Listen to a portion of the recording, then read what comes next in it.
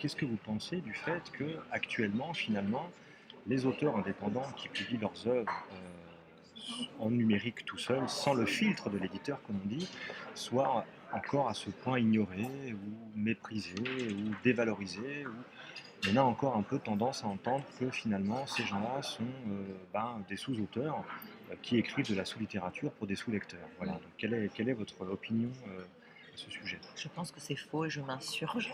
Moi, je sais que, notamment sur mon site web idebooks.com, j'essaye de parler justement de tous ces nouveaux auteurs qui émergent. Je pense qu'ils n'ont pas encore, ils sont perdus dans le maillage du web et dans le maillage de Google. Donc, du coup, ils n'ont pas encore de fenêtre d'expression au-delà de leur écriture et de leur blog. Il y a besoin, malgré tout, c'est malheureux à dire, d'une espèce de caution des officiels. Et tant qu'un journal de renom ou un magazine de renom ne parlera pas d'auteurs numériques ou 100% numériques ou pas Mm. forcément, je pense qu'on aura du mal. Ouais. Donc voilà, enfin, c'est un peu le serpent qui se mord la queue. Ouais.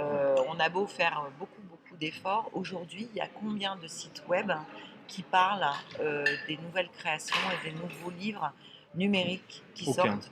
Il n'y en a pas, aucun. J'ai tenté quasiment. l'expérience pour m'amuser. J'ai contacté, moi, Il y a exprès. e-books Oui, oui, qui tout à fait. essaye, mais qui E-books, fait ce voilà. qu'il Ouais, peut. ouais. Hein.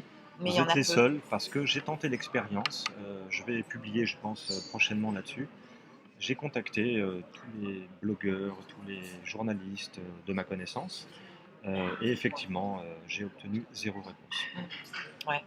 Et je pense qu'il est là en fait. Je pense qu'il y a au-delà de l'éducation, dont on peut parler au niveau du lecteur pour qu'il appréhende ces nouveaux supports de lecture, qu'il fasse connaissance avec ces nouveaux contenus. Je pense qu'il y a une vraie éducation au niveau de la remise en question. Il y a une grande remise en question aujourd'hui de la presse. Je pense qu'au niveau des critiques littéraires, il y a vraiment quelque chose, un message à faire passer au niveau des critiques littéraires parce que ils sont influenceurs. Nous, au niveau du web, on a un certain degré d'influence, mais on n'est pas les influenceurs annotés, tamponnés, certifiés. Et donc, il y a une étape à faire. Je pense que ça va venir. Je pense qu'en France, 1 an, 2 ans. Aux États-Unis, c'est fait. Aux États-Unis, on fait des critiques littéraires sur des bouquins 100% numériques.